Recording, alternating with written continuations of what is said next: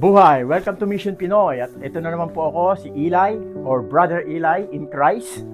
So samahan niyo po ako at dito sa ating bagong content. Ito pong content na to ay istorya po ng isang single mom, you know. And kasamahan po namin sa church to, kaya it's a blessing to hear her testimony. So malalaman natin kung paano ba siya lumaban dito sa kanyang buhay bilang single mom, okay, dito sa Amerika. At saka magdi-deliver tayo ng blessing para sa anak niya. Kasi birthday kasi ng anak niya last week. So that's why 16 years old na ata. Kaya ngayon itong batang to, this boy, this young man is a blessing, you know, really, because he's very smart and either playing basketball or he got a lot of talents. You know, the Lord really blessed this young man, you know. That's why it's a blessing to be a blessing to this young man. So that's why we're gonna give him a gift. Mission Pinoy decided to give him a blessing, you know, for his birthday, because he deserve it. Kasi deserving po ng bata na bigyan siya ng konting blessing, you know. At God is good, you know. So that's why ito po ang ating ibibigay, di-deliver sa kanya.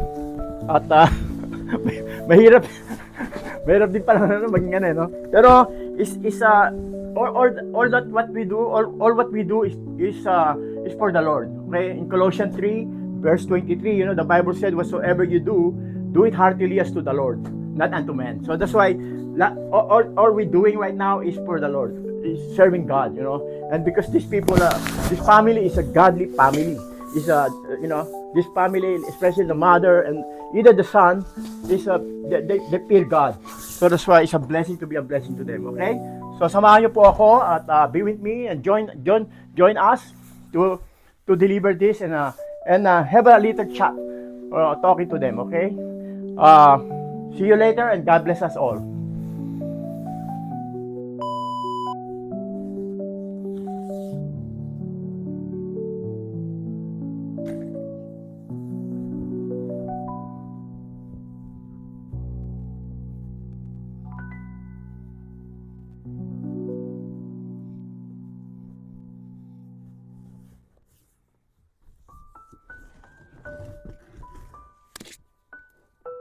Hirap din pala nito.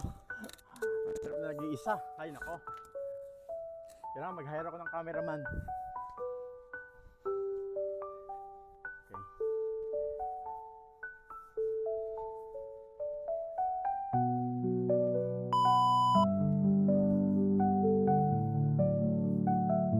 Okay. Para pagkakasya ko sa kotse ko, pero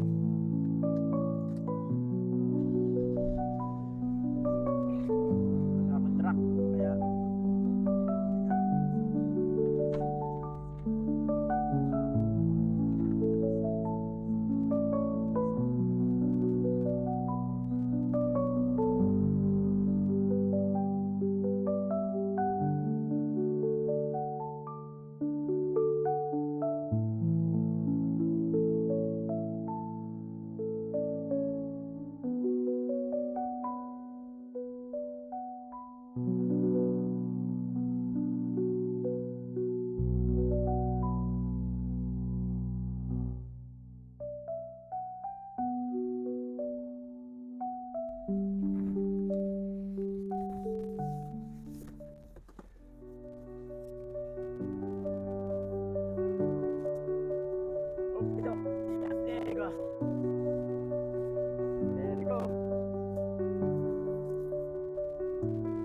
okay, ready. God is good. God is good. Parang thank you Lord God, and thank you praise God. Thank you the Holy Spirit. Bless our friend. Just gonna deliver this. Be blessing to the family. Protect us and thank you to save in Jesus Christ's name. Amen. Kasi we need to pray first before we drive.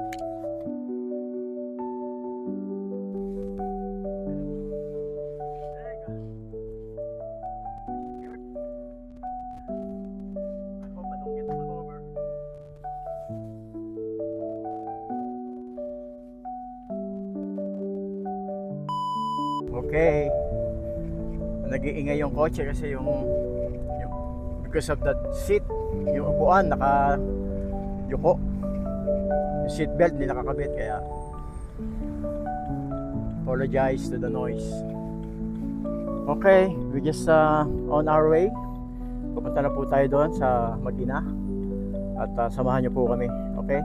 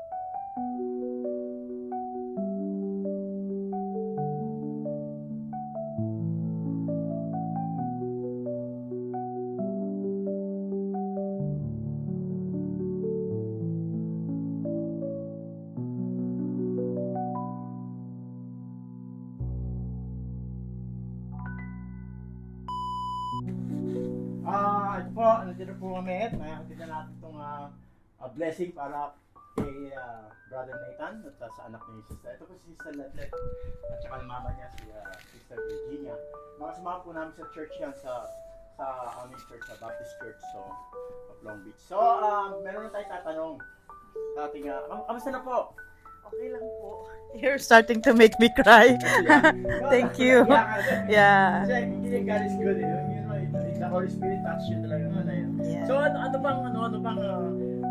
ba ang talagang buhay ng isang single mom? It's been hard, but with the support of the church, and especially Brother Eli, who leads the Filipino ministry, yun po yung pag-check niya sa amin as a family means a lot to us, and he telling us that he's praying for us, and kaya siguro itong surprise na to para sa amin that led to what I've told him of the prayer request, because my son was praying for something for his 16th birthday. Oh, okay. So that's why God hear our prayer. So wala yung mic ko ata. Hindi ko lang po makita.